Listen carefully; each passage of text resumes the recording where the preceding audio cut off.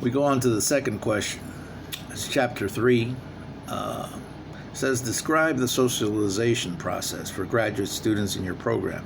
Is the program successful in socializing newcomers and creating job embeddedness? Meaning, how do graduate students face this socialization process as far as newcomers, as being assimilated or hired in new jobs? And does it create job embeddedness as far as will they stay? It all depends how they're treated. And according to Van Manen and Shine, 1979 citation, he basically says that new employees are socialized by learning the culture of the organization. So as quickly as they can assimilate and culturate, the collectiveness of the company is the culture itself. How effective they work together for a common goal, like the mission or vision of the company. That's inculcated in the new hires. So the uniqueness of the job itself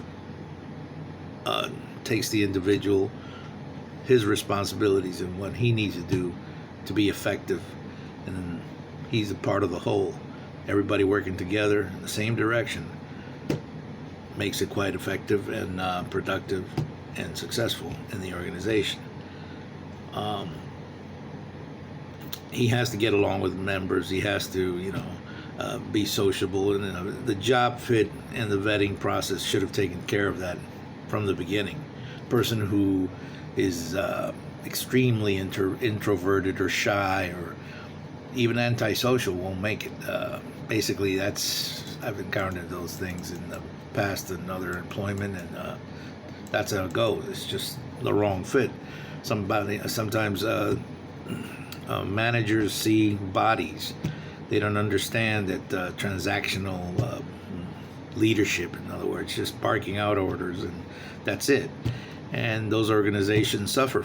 They have turnover rates because of that, or job satisfaction is low. But for newcomers to be motivated, in other words, enculturating with the culture of the organization. Sometimes the organization needs incentives, bonuses, certain perks to lure them in, and that's the process. I mean, it takes something for something, because newcomers also study the organization, and they see that it may not be their job fit, or they see greener pastures somewhere else. Anyway, we move on to chapter 4, question number 3. How can an organization reduce or prevent work-family conflict? Certain organizations support a large role in reducing this situation sometimes, because too many hours from the family or home, it creates problems because there's other commitments. So you could institute policies by benefiting the employees, balance the work between family and duties, cutting them in half as far as part-time, or sharing between another employee, so that way it's split like 2 part-times to do the same job. They're called work-family policies, and they refer to the organization helping employees. So they're being empathetic, and that's the organization that some people, many, want to work for. It's reciprocation. So if you have daycare centers or exercise centers at the job site, that's a beginning of being able to alleviate some of the problems, so you don't have the work-family conflict. Chapter 5 That's the fourth question. Imagine if you have asked to develop performance assessment programs for employee development and asked what techniques I would use to evaluate employee performance or as comprehensively as possible. And basically, the Murphy's List, if we're relating to that, 1989, is assessed in 8 different ways. You can use paper and pencil tests, job skills tests, hands-on testing or off-site hands-on testing, simulations, symbolic simulations, task ratings or global ratings, because sometimes the jobs are done abroad and you have to train sometimes, depending on the culture and what you're supposed to do and not do. As far as, for example, going to Japan, there's certain pleasantries and protocols and customs that you must go by. Shaking hands is one of them, but they also bow, and as far as respectful, and then these things as far as giving gifts and all that, you give them, you hand them over with 2 hands and you shake hands. It takes training and education to sometimes go to these sites around the world.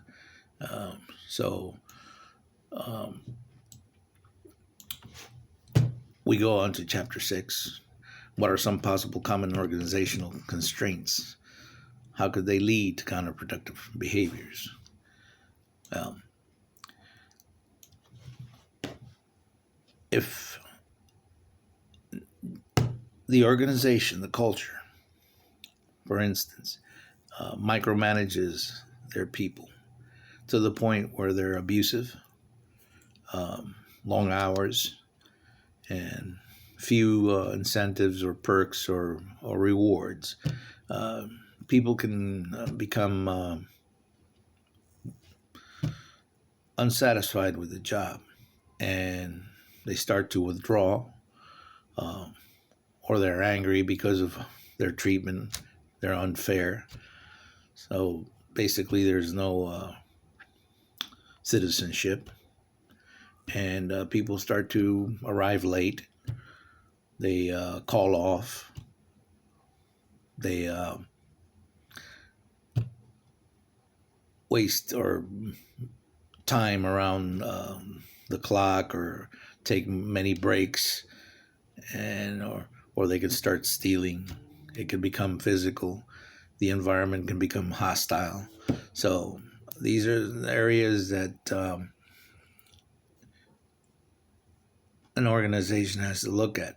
Sometimes the counterproductive work behavior can be positive in the sense that because of these abuses, workers can go and protest, picket, and say that they need either more money, as some in the unions do, or they need better working conditions because of unsafe practices. So these are valid points, and therefore the organization has no choice but to listen to, they call it arbitration, I believe, and that's a way of doing it positively. But counterproductive work behaviors can be a detriment to the company as far as productivity, performance, morale, turnover rates, basically the loss, the cost, because of training people over and over again. So I thank you, Dr. Wood, for your support, and just keep going on forward. Thank you, sir.